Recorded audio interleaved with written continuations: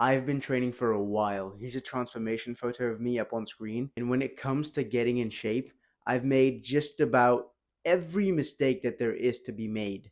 But the biggest mistake I've made by far was not taking recovery seriously. Listen to me very carefully. You don't build muscle when you train. You build muscle when you sleep because that's when your body repairs itself. If you are someone that's training 7 days a week right now, why? Please don't misunderstand me. I get the entire mindset. I get the whole no days off, bro, suffer, like, yeah, like, be hard, and blah, blah, blah. The entire David Goggins thing. I completely understand. And I do not have any problems with that. If you're training for the sake of training and for the sake of suffering, then that is awesome. Great, more power to you, great stuff. But if you're not, then training for 7 days a week with no rest is a complete waste of time. Take your rest days seriously. That's when your body repairs itself. That's when you make gains. That's when you get to de stress. That's such a massive part of training. How many times have I said that the best way to train is to train in a way that's sustainable? I talk to guys all the time when they're like, "Oh, bro, I'm so stressed. Like, I'm so worried. Like, I'm training and then I'm working and then I'm doing this and I'm barely getting to spend any time with my family." I'm like, "Yes, you're training 7 days a week. What do you expect?" Man, I am probably one of the last people on earth that are going to tell you to train less and just chill out.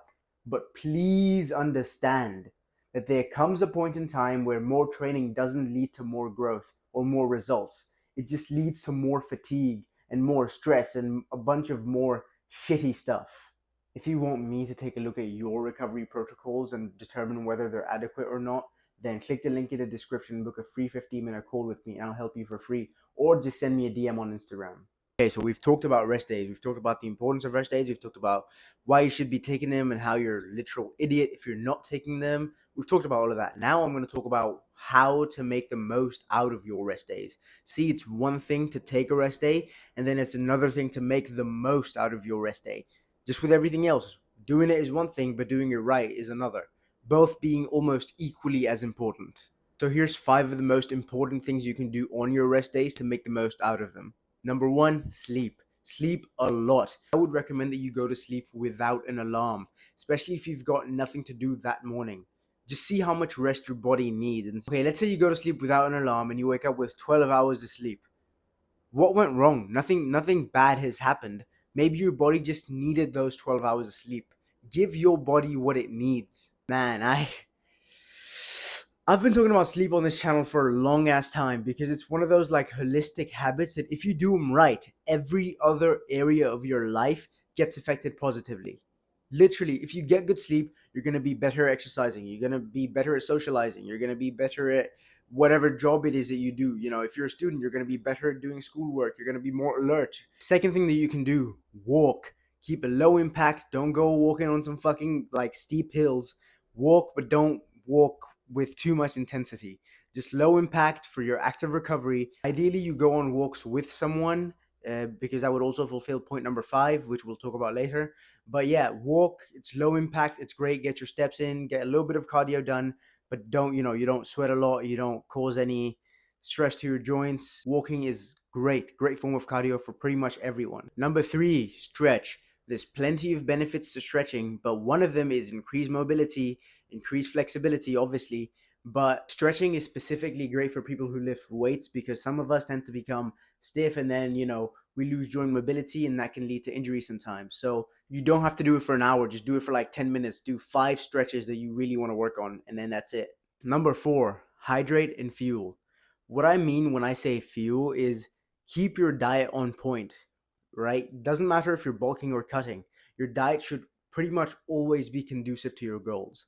Let's say you've been in a 200 calorie deficit for 6 days before your rest day, and then on your rest day you have a 1400 calorie milkshake or some fucking bullshit like that. Guess what you just did? You just canceled out your entire calorie deficit. Like, why?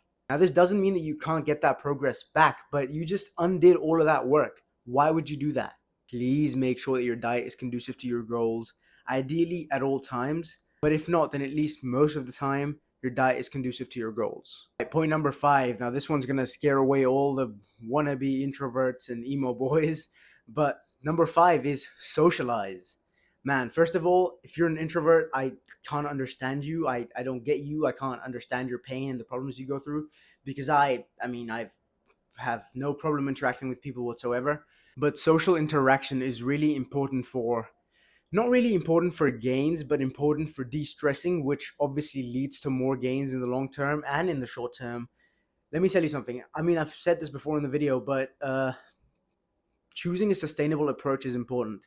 And if you're just stressed out all the time and you've got no connection with any people whatsoever, you're not hanging out with your family, you're not hanging out with your friends, even if you're an introvert and you've got like one friend and you're not talking to him at all because you're always busy just like pumping iron in the gym, it's going to be like, eventually you're not going to be able to keep it up, because humans need interaction.